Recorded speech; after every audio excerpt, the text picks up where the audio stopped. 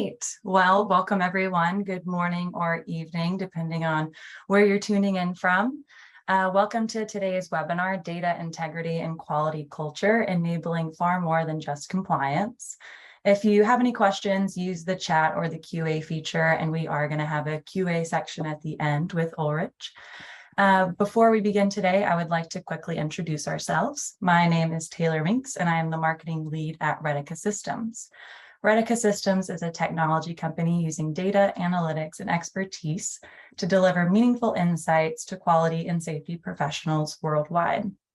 By applying artificial intelligence to large and disparate government data sets, Retica Systems empowers its customers to improve compliance, increase product quality, and build a more efficient organization. Founded in 2010, Retica Systems serves over 200 customers in the pharma, medical device, and food industries, including 19 of the top 20 pharma companies and 9 of the top 10 medical device companies.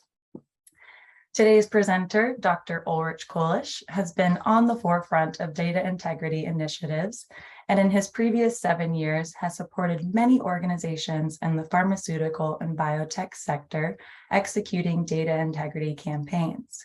Dr. Ulrich has experience consulting for audit preparation and conduction in the GMP and GCP area, and is co-heading a PDA special interest group while being an active participant in other industry knowledge groups. And now I'm going to pass it over to Ulrich to begin today. And just a quick reminder, please put some stuff in the QA. We will have a chat at the end, and you will be receiving a live recording of this presentation. So, Ulrich, on to you. Yeah, thank you very much, Taylor, for this kind introduction. And of course, thank you to Retica for giving me the ability to speak here. And welcome to everybody for today's webinar. And today I want to speak about data integrity and quality culture, which are key enablers to go our way forward to really exploit the data for informed decision making. And in order to set you up, to get you A, into the thinking mode, and B, to get for us some insights about the audience, I would kindly like to ask you to take part at our little Mentimeter poll. So please either use the QR code presented here or go to menti.com and type in the code in order to give some insights into the status of your companies considering technological improvements in the pharmaceutical sector. Our first question is, to your knowledge, which of these technologies are implemented in your company? It's about artificial intelligence, data lakes, data historians, digital twins, NLPs, so natural language processing, and cloud solutions.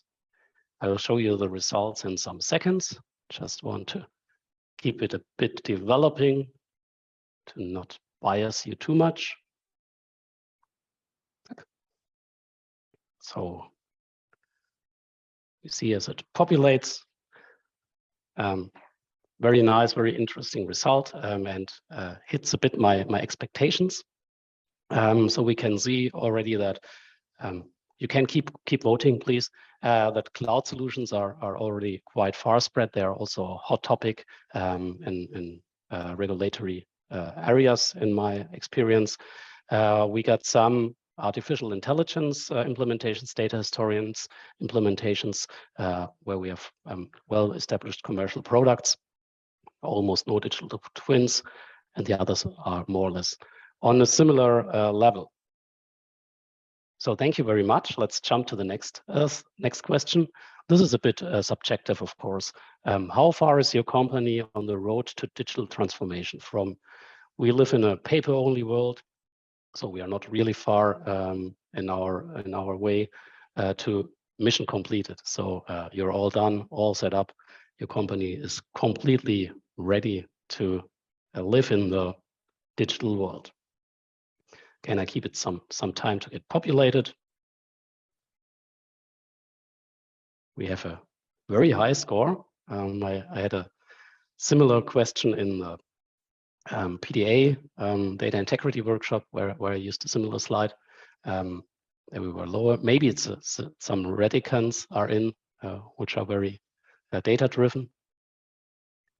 So we can see here you're all around good status, which is very good for our talk, because then you directly know what we are talking about. Thank you for this insight. So the final score is 3.4 out of, I think, 6 is the maximum. And the last question in this part of engagement is, and this is a very interesting for myself, what prevents your company's progress in digital transformation? So is it a lack of regulatory guidance? So there is not enough guidance for you. Is it B, a lack of knowledgeable workforce? Hard to find data scientists at the moment. C, resistance against change. D, lack of funding. So all the new technologies also need to be fed with money. Or is it the fear of validation approaches, how to validate the solutions? Since this question is a bit longer, I will give it some development time to get some meaningful results here.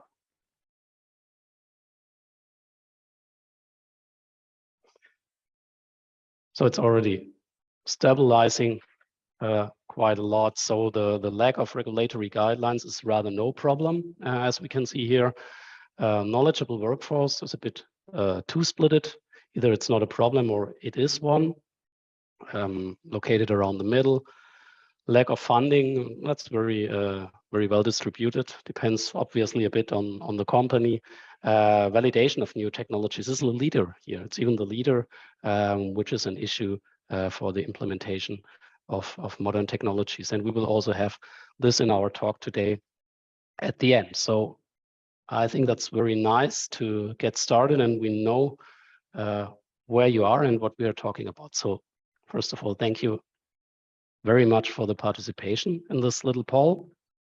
And of course, with that, I want now to really jump into the presentation part after this some minutes of activation and give you an overview of the content of today. I will have an introduction on some data integrity concepts. I will keep this relatively short. Then we will talk about quality culture and how it affects data integrity. Third part will go on the way from data integrity via knowledge management to advanced data analytics and quality intelligence. And the last main part will give you 2 implementation examples for quality intelligence solutions, a golden badge and natural language processing implementation. And of course, I will not let you home without a conclusion. So having a look at the data integrity principles, I sorted out some of them which are important for the talk or which are generally important. And first of all, I think we all agree that data and data integrity is one of the backbones of our industry, because as you know, a medication doesn't have a smell or a taste, or you cannot feel and touch whether it's good. And therefore, of course, the patient has to rely on the regulatory bodies, who then again have to rely on the data which is presented in order to judge whether a medication is good or it could even harm the patient. So it provides objective evidence for quality decisions. We focus first on quality decisions, but also for business decisions. And it helps you to respond, of course, to regulatory bodies, since it's a regulatory requirement. I always like to open up the data integrity talks with the temple of data integrity. As you know in this picture, the temple can only be stable if all the columns are stable. And the columns here are processes, systems, and procedures. So this left part, I would say these are the hard facts, which are relatively easy to change, for example, in a data integrity project. And we got the soft facts, which is people's mindset and quality culture or cultural aspects. And of course, these soft facts are more difficult to change. This is more a long-term goal to improve the situation here, but we'll also have a dive into this in this today's webinar. To define data integrity, I will just stick here with the FDA definition from the Q&A guideline 2018. Data integrity refers to the completeness, consistency, and accuracy of data by fulfilling the ALCOA principle. Also here, we will not have a deep dive, just you should know the ALCOA principle. I think most of you know that. It's attributable, legible, contemporaneously recorded, original, and accurate. The aspect I want to state out here is that we do not only need data integrity. So in short or in simple, we can say that data integrity means that the data is right, but data quality also incorporates that we got the right data, because data quality means that the data collection is fit for the purpose. Let's draw an example. If I have a stock temperature study and I only have temperature from a moderate spring season, then of course my data might not be representative. So the collection might not be fit for the purpose of having a temperature study. And more it gets important if we want to centralize data, that data is well processable, that it gets the right attributes and the correct conventions, that they are ruled in a data governance process. So data should be processable and searchable. And here I want to highlight really that we need to be aware that we need both data integrity and data quality. The next important aspect is that data is, of course, a life cycle task, not a one-time done task. We got the data life cycle, which you are probably also aware of, from creation, processing, review, reporting and use, retention and retrieval to destruction. But this data life cycle does not stand alone. It's embedded in other life cycles. The most obvious one is the system life cycle, because data always lives in a system. Electronic data at least lives in a system. And so we got the system lifecycle as here depicted from the GAMP guide. Be aware that throughout this data lifecycle, more than one system could be affected with the data. And also be aware that the system lifetime could be much shorter than the data lifetime, so that the retirement is earlier than the data is allowed to be destroyed, because there are retention requirements still applicable. And then we have a third life cycle, which is coming more and more into the vision and the focus in our industry. It's a product life cycle. So here we see the product life cycle from the research and development phase over preclinical and clinical trials into the manufacturing phase, including post-market surveillance. For example, there's a new pre-approval inspection protocol, an updated enforced in this year, which contains a data integrity audit as one objective of the pre-approval inspection by the FDA. So we need to learn, so to say, from left to right, more about our product and keep ongoing learning about it with the data. The next important point is critical thinking. This has got a kind of buzzword also through the CSA initiative by the FDA. But this is, I would say, my favorite paragraph in a regulation. It's from the PICS guideline on data integrity, which was published last year, July. And it says that critical thinking should also be used by inspectors. You know, the PICS guideline is a PI guideline, which is written for the inspectors. So also they should use critical thinking and inspect the things that matter, and not go to the very last system, which might not have this importance, and search for documentation errors there. So inspectors also should use critical thinking. And this one is for the companies very strong. It's an indicator of data governance maturity if there is an organizational understanding and acceptance of residual risks and actions are prioritized. Very strong is that an organization which believes that there is no risk of data integrity failure is unlikely to have made an adequate assessment of the risks. So bringing it together, critical thinking means that there is no one-size-fits-it-all solution. There are no simple checklist solutions which always work. We always have to be flexible, analytical, and not logical, use our knowledge. We have to ask ourselves what compliance means. Often there are not 100% compliant solutions. So maybe we have to first take the 80% solution quickly and then update to a better solution. And this shows us that this clause, that the regulators are aware of this concept, so that we really need to use it. So far to the data integrity principles I selected for this talk today. Now let's have a look on the quality culture aspect and how does this affect data integrity. Also for this part, I choose the PICS guideline, as mentioned, published last year. There is also a very nice section about data governance system. Within the section, we have the critical thinking part I just presented, but there's also a section on quality culture in the PICS guideline.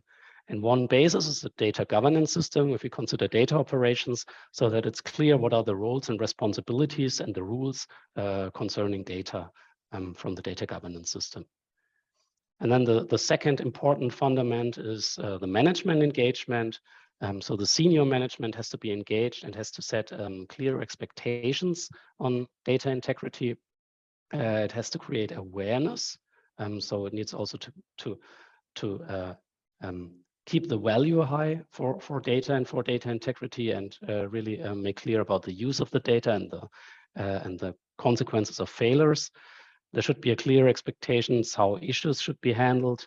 A very important factor, senior management has to lead by example.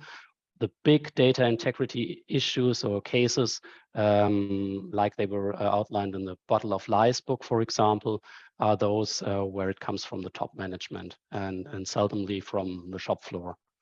And last but not least, this is a very practical point, management has to provide adequate resources so that the requirements can be fulfilled. And this together can give a stable quality culture, which is robust and then can support data integrity operations. So clear communications, expectations, clear consequences for unacceptable practices. And I think that's one key message from latest publications in general, is that quality culture is the responsibility of the management. We'll come back to that with some regulatory action in the chapter later. To give it a bit more feel and touch, I want to introduce here the fraud triangle. So as the name says, there are 3 dimensions in the triangle. It's pressure, opportunity, and rationalization. To give you the pressure part first, external factors can lead to alteration, deletion, or omission of data.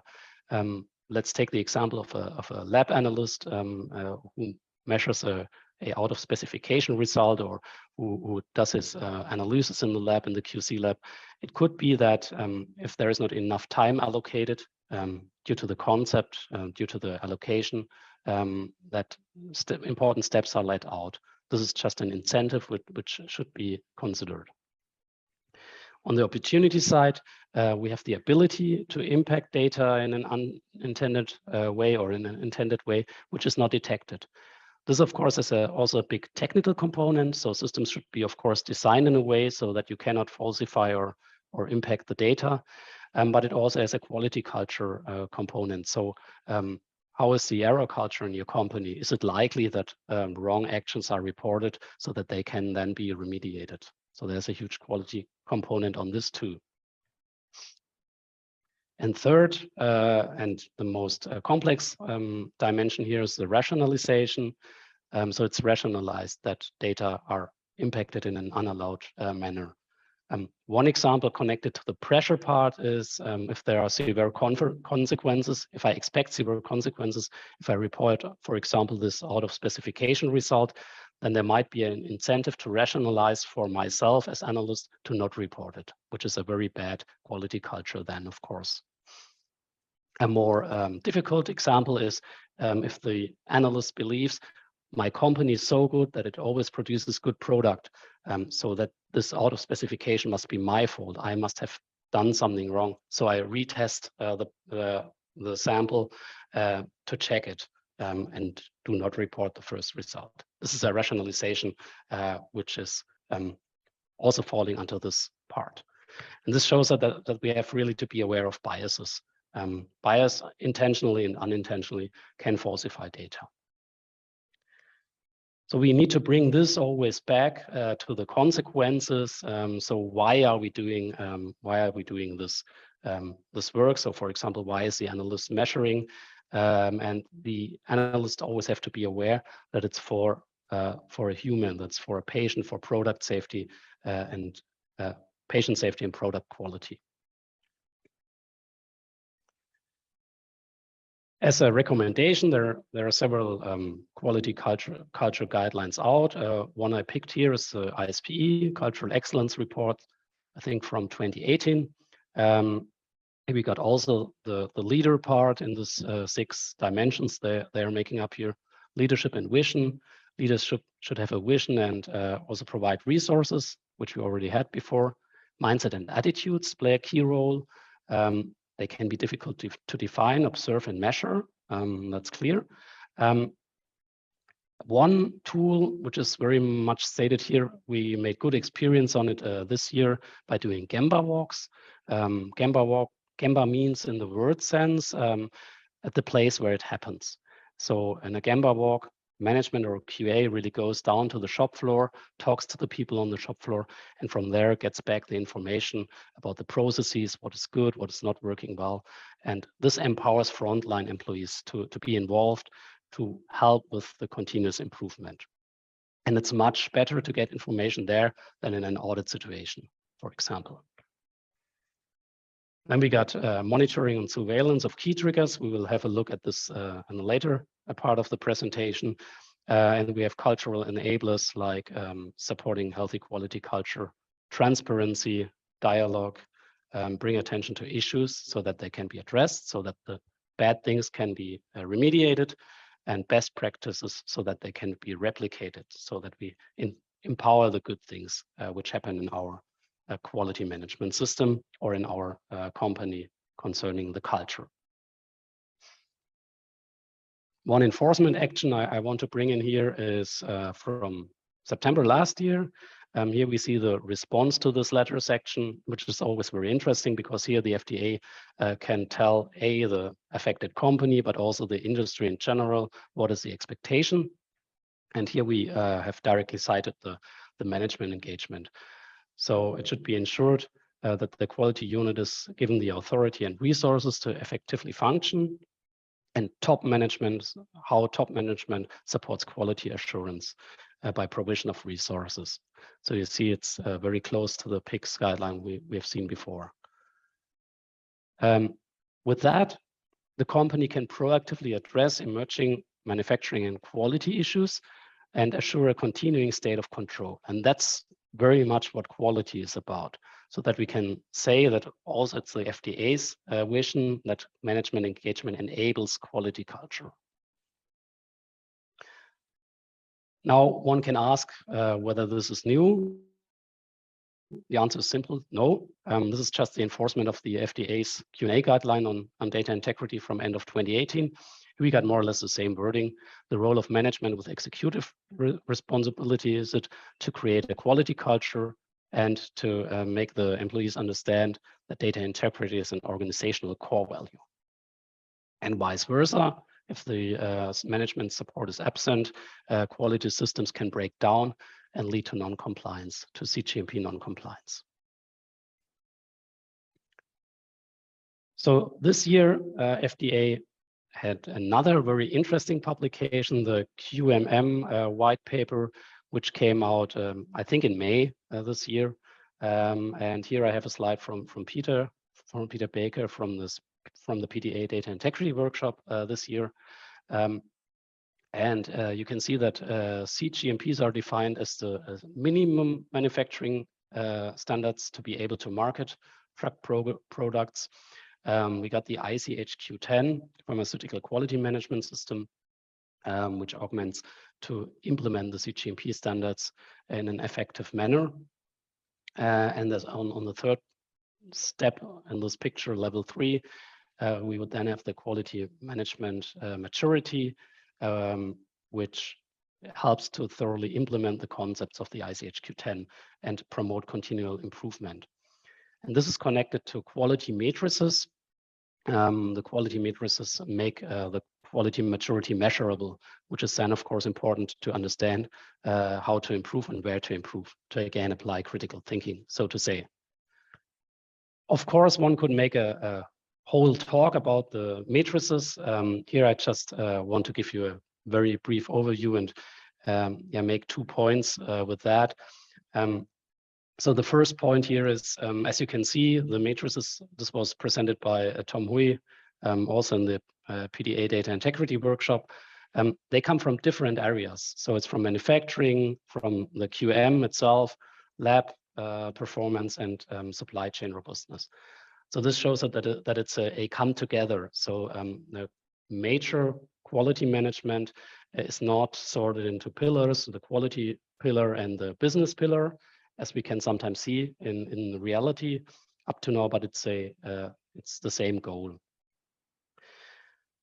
The second part I want to state out, and this is very present in the white paper, in the QMM white paper, is about supply chains.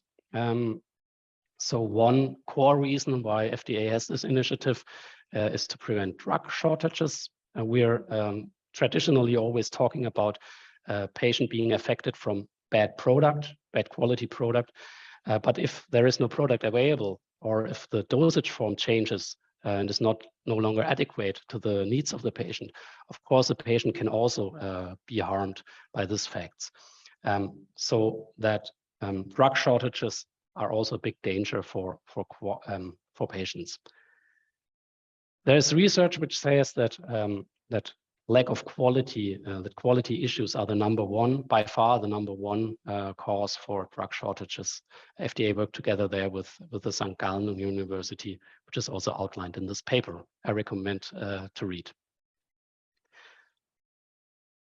Okay, with that, I want to go on to no longer dive more into the QMM program and go the next step on our road. So now we want to go from data integrity via knowledge management to quality intelligence. And for this, I also want to start with the ICH guidelines, ICH Q8, Q9, and Q10. In particular, the ICH Q9 is under revision at the moment, and the revision 1 enforces or states out the importance of decisions based on data. There's a companion document from the ICH to that, which states it very nicely. Subjectivity cannot be completely eliminated from QRM activities. That's simply because it's done by human, but it may be controlled by addressing bias, the proper use of QRM tools, and maximizing the use of relevant data. And I think that's exactly the core where we want to go to. So we want to have our data, which fulfills the data integrity requirements, so it's trustworthy and reliable, in order to build up this pyramid of insights, or pyramid of wisdom. So we get from data to information, via information to knowledge, and from the knowledge we can derive the right insights, because we are understanding more and more during this process. And this insights, is it what enables us to make evidence-based decision making? So all the way down through this pyramid, the data is the basis where everything stands on. So it has to be reliable. And this is also nicely pointed out by the risk knowledge infinity circle. You can see here, it's also from an ISPE publication. It means that at the beginning, let's say we get a manufacturing process which is freshly established, so we don't have so much data about it. So our knowledge is relatively small, and therefore our uncertainty, which is correlated to the risk, is relatively high. So we got a high risk bubble.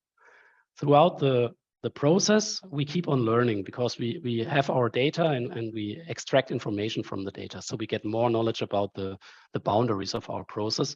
So the knowledge bubble increases and the risk bubble decreases because we learn. So the situation is better and more secure in the end. This, of course, does not work if we are doing our 3 validation runs and never look at the data again, because then our risk bubble will always be a big one. And the second point where it doesn't work, and this is also a key message for the talk today, it doesn't work with paper systems, outdated systems, and data silos. Here I also want to reference back to the webinar from Paul Smith and Bob McDowell in the same series here with Radica. I think it was in May, which also talked about this from a lab perspective very well.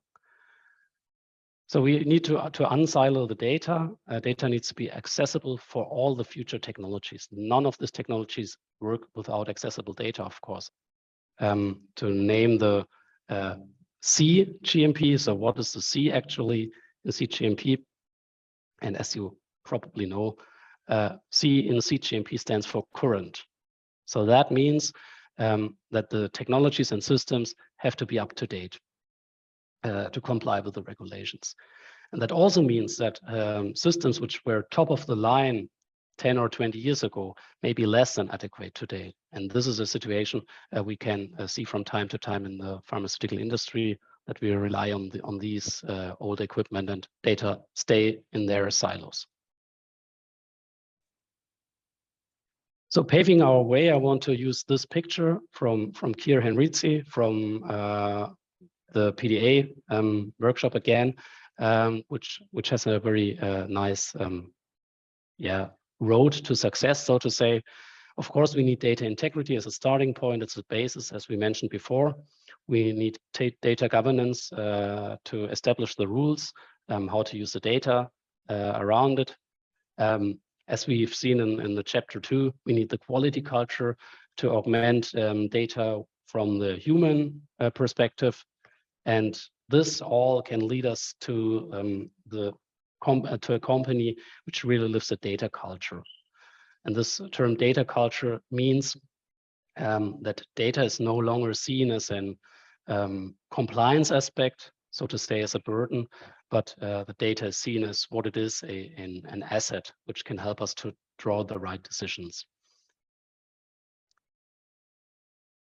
In particular, I just want to state out this part here for the sake of time a bit. Organizations which have a high quality management maturity are those organizations where there are no separate business and quality objectives, but they are linked together. This also means to have a data culture, to bring together the different SMEs in one table and to understand what the data really means. This also means that, for example, staff from quality units needs to be adequately trained to understand the technologies, or at least have a basic understanding to be able to judge what is good and what is not right. Okay, so this brought together then brings us to a data culture which really facilitates data as a knowledge deliverer and as an asset. As last main part of the talk, I want to bring here 2 examples for that. The one example is Golden Badge about manufacturing, and examples for data analytics, advanced data analytics. And the second one is a very interesting example from the quality management, from the quality unit itself, natural language processing on text data. To have a brief intro, what does quality intelligence mean? There's one note, there is no sharp definition.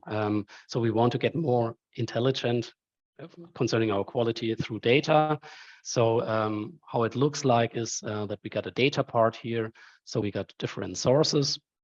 Let it be, in this case, manufacturing equipment, as with the silos before. Now the data is unsiloed, and it's in one common data repository. It's important that it's clear which repository, so that there is a single source of truth for our tool, which is then the quality intelligence implementation. Here we have probably data processing, maybe we have data preparation in advance, and this data processing delivers us results. It's important to get these results into a visualized form, so that in the end a human can understand it. So in our implementation here, we have a human understanding the data, and then making informed decisions on basis of this data. So it's augmenting the human here. So let's have a look at the example, which is extracted from this case from OSIsoft. What if we could, in our manufacturing area, aggregate process data and response data? So process data would be data from the SCADA system, for example, where we had the input data, so to say, or batch conditions and environments. It environment conditions, which affect then the output data, which would be LIMS or response data is a better word here. So we got the response data and the process data in one system. And that enables us to make live analytics to understand in real time what is happening, maybe what is going wrong, which brings us into a position which is more predictive instead of reactive. So we don't have to really wait until my sample is in the QC department and until it's back, but we can act predictively based on the data. In this specific example, the data historian is the data repository. So this enables real time, as I mentioned, and multivariate process controls. As you know, there's not only one factor which affects your product quality or your specification in the end, but there's some multivariates. Here's one example. Could be that that data points look like they are in control in the univariate view. So if I only look into one dimension, but if I go to a higher dimensional view, then I can see that these data are out of specification. So multivariate control limits can detect an unusual point here. The reason behind that is, of course, that errors are summing up, like you can see in this error summing law. So this is the only math formula in the talk that we have the total variation, which is generated from the parts of the different dimensions. The advantage of this is then that I have a score and a defined band where I want my batch to run in, and that I can see really in real time if something is going wrong, and then the human can act. This is in particular interesting for biotech technologies, where we have we are very easily affected outcomes. So if something changes a bit, it can have a huge influence. So there's a strong correlation maybe. And for that, I can really see then and get this band closer and closer, because I keep on learning. I control in life my batch, but I keep on learning to get the bandwidth smoother and to go to my then golden batch. That's where the name comes from. So if I generate insights out of data, this means then that human actions have to be defined. And defining the actions leads to setting up a multi-dimensional SME framework. So for example, statisticians, production, QC, and the QMS, the quality unit, have to talk together to investigate the found out issue or assumption. Maybe more data needs to be generated to verify it or falsify it, whether it's true or not. These data then have to be analyzed and interpreted, and then it feeds back, and the conclusion has to be drawn. So this really fosters understanding if we need the data, if we use the data, and this is, so to say, a lived data culture. And here's one second regulatory example I want to bring. It's from December 2 years ago. Anyway, it's very strong, because what FDA requires here is an ongoing monitoring of both intra-batch and inter-batch variation to ensure a continuing state of control. And I think that's the perfect answer for this is the golden batch, because that's exactly what you do. You're inter-batch and intra-batch under control. Coming to the second example, as mentioned, this is the natural language processing algorithm. NLP is the abbreviation. This case is based on also publication. It was also presented at PDA previously, and I did some interviews with Mark DiMartino from Amgen at this time. And here we have as input text data. It's about the quality management. The QM often has text data. For example, deviations are written in text. And for investigations, it is or for surveillance, it's very important to cluster these deviations, to see reoccurring deviations, for example, in order to drive the decisions how to handle. And here an NLP algorithm can help because it can categorize and cluster this text input and then augment again the human to interpret and create actionable items out of that. So what is an NLP algorithm? It's one of the most popular tasks in data science is to process information that's presented in text or language form. For example, Alexa also tries to cluster to find out something out of the language which is spoken. Here we are talking about written text. It's about understanding the text semantics, the content, classify, fragment it, and this is called NLP. It is an AI technology, so the NLP algorithm keeps learning. And since quality departments handle a lot of information in text, it has a huge potential to really help the quality department to get more intelligent. Major NLP algorithms are open available for free. They are widely commercially used, so they are really well probed. And how does it actually work? So how does the NLP algorithm work? And of course, per se, text is not a friend of computers because computers are binary and binaries are mathematically spoken numbers. So the computer is not a good reader if you want to say it, in that way. So there needs to be something in between which brings the pattern to be searched for into a score, into a number. And that's where some methods come into place. For example, word counting and cosine similarity is one of the easier ones to explain. So here words are with different topics are counted, and from there then the computer can learn which words which sentences belong together, because, for example, they have similar amount of the same words. Technically, this is done with a cosine similarity.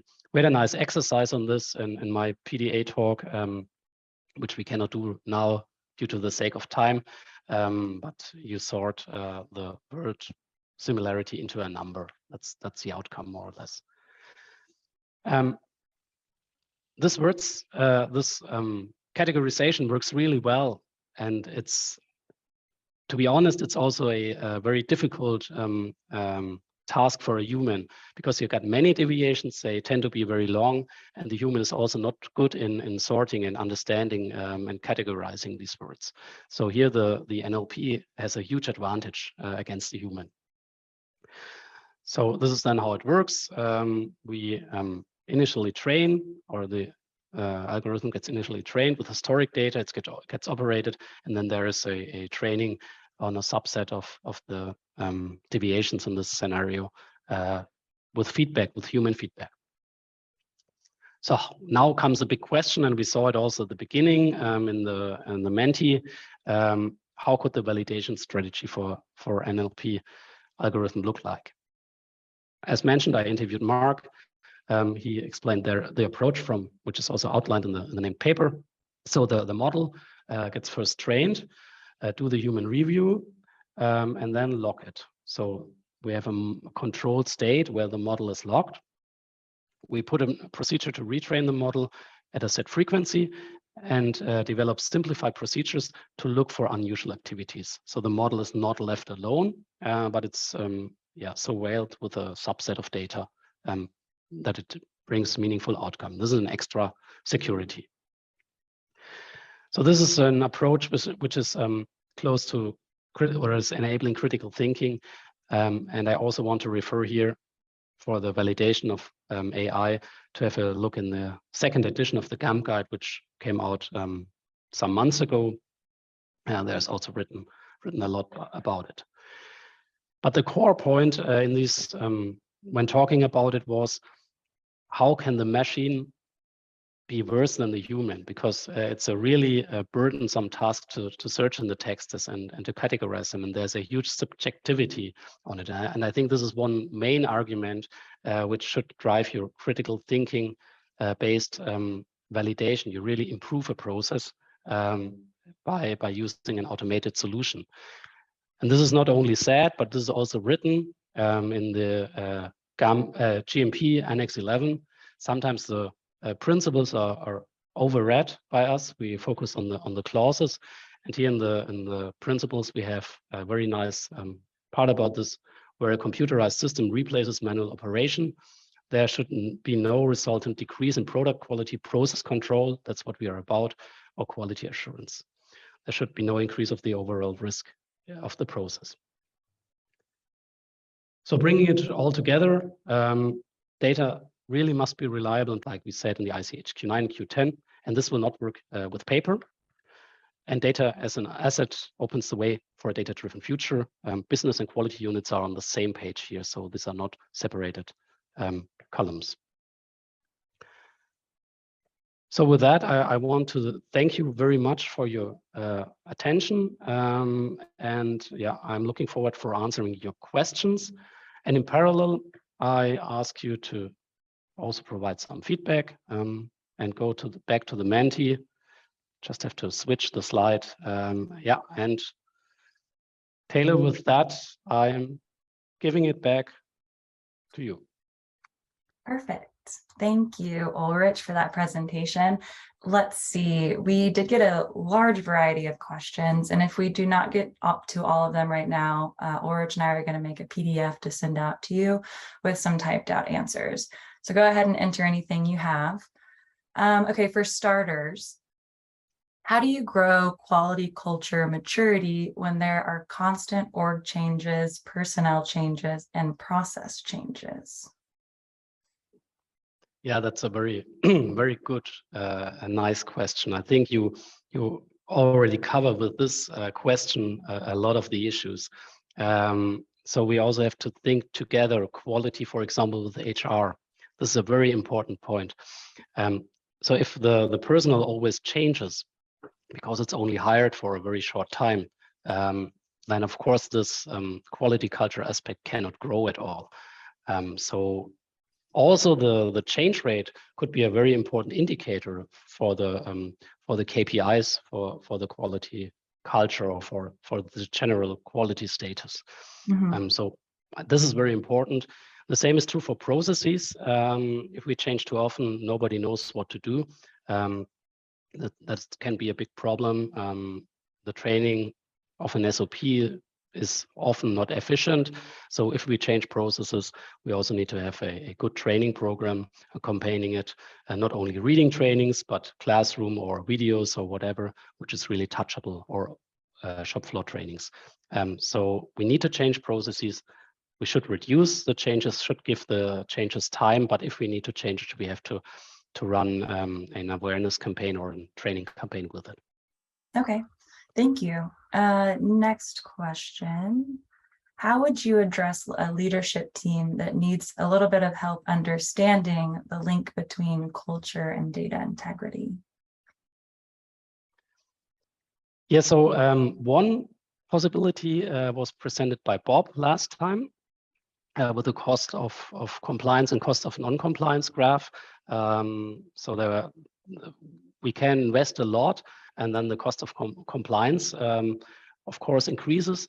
But if we invest less, the cost of non-compliance increases. And this is one important part when talking also to the management. There is also a cost behind it if we are in non-compliance, which is covered in a huge risk.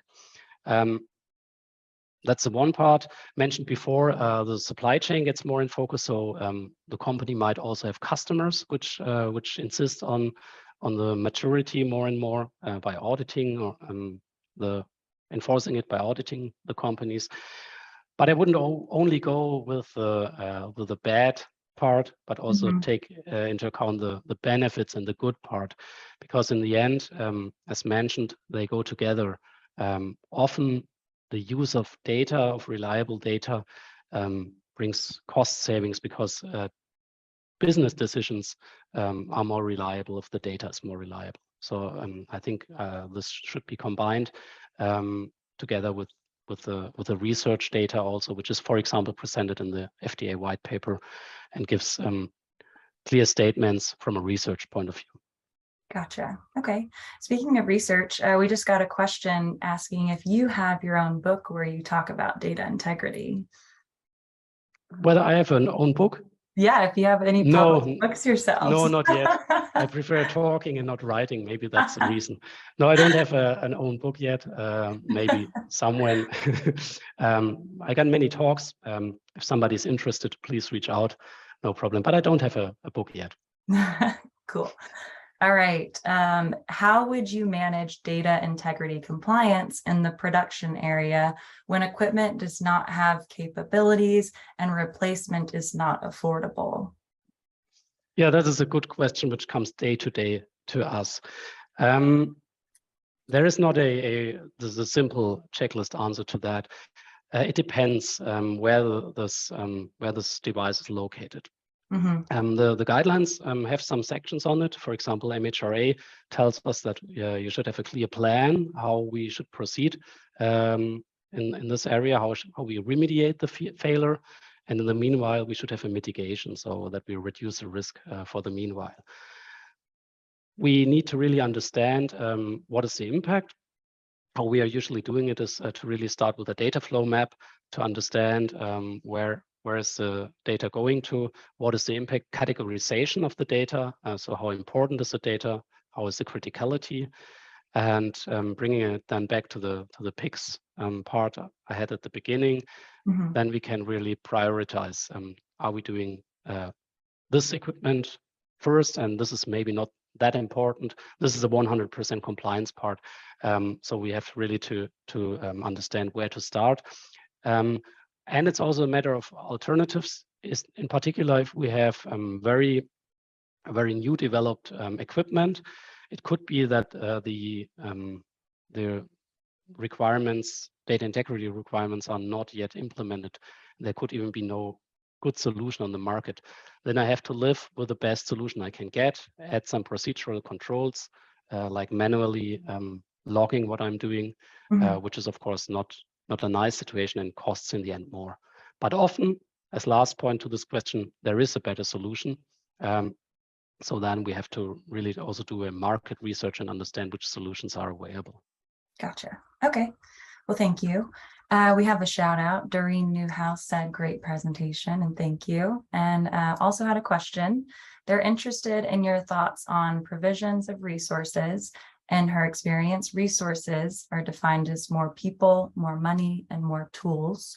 What are your thoughts on integrating skill sets as an explicit resource? For example, to bring the focus on developing critical thinking approaches to issues. Yeah, thank you first for the nice feedback. Yes, this is a very good point. So you could consider also the awareness part as a resource. Yeah, I like this thought. For example, we need some data literacy also in the quality departments, because in the end, the quality has to judge about the risks, or has to support judging about the risks. Mm-hmm. And therefore, I have to understand, at least in a basic, how the process works and how the algorithm works. So this is a very important fact. Well, I think that's why I also had it in the first Menti, where I think there is some backlog. So mm-hmm. that this is really a nice idea to see it also as a resource. In the end, it's an investment. So it comes also back to a person which is employed to train and to create the environment, or be somebody externally training. And also it's very difficult to grab data literate pharmaceutical people from the market. So at the moment, for example, in Germany, these are the skill sets which are very much wanted. And so the market for workforce is also one issue. So I'm forced really to train my people to understand more, because they also have other great competencies I might lose if I take a pure data scientist in another position. Yeah. Okay, thanks for those insights. Let's see. Next question. Have you started to see audits on quality maturity from authorities or customers of manufacturers of pharmaceutical raw materials? First of all, I would say there is not an explicit. I have not seen an explicit audit on this. Mm-hmm. Of course, that's what we are trying to do. For example, we use a shortened checklist. There's also something from the ISPE in one guide, which gives you a maturity model with 5 different maturity areas and then the different topics. Yes, that's something we use, which is useful also if you audit a supplier, may it be a raw material supplier, but also other suppliers, so that you get a rating about your supply chain, so to say.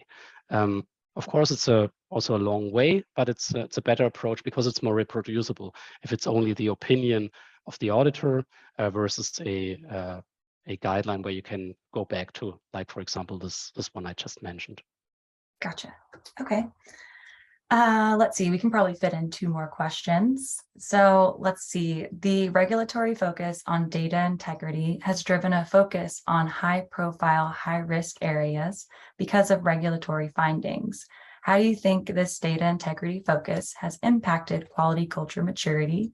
And what do companies need to do differently now to balance quality culture and data integrity? It's a loaded question. Yeah, I think we'll only manage one in this case. Yeah. No, yeah, try to digest it a bit. First, sometimes what did industry sometimes wrong is death by assessment. This is what happened. So there's this one size fits it all approach, because for the most risky area, I need the huge checklist, but maybe I don't need it for the small solution. Mm-hmm. Maybe I can write a risk assessment with the 5 major points and be finished for the smaller part. So I think it's correct to focus on the huge risks, as also the PICS guideline enforces again. The FDA focused a lot on lab, on QC departments. Now there's more and more, as we can also learn from Redica reports, more going to the manufacturing area, in particular aseptic manufacturing.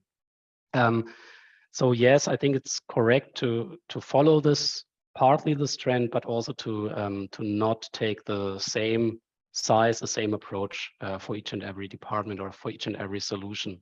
Also, the nature of the computer systems which are in scope there is very different. We got small lab devices versus huge enterprise computerized systems, like a ERP system, for example. And also there I have to find a way to not always use the same approach, because they're just different in nature. Gotcha. Okay. Well, thank you, Ulrich. You were correct. That was just one more question. You're getting quite a few thank yous, and congratulations. Thank you. All presented. I'll share those with you later. But to the audience, thank you for all attending today. We will share a copy of this with you and the slides as well.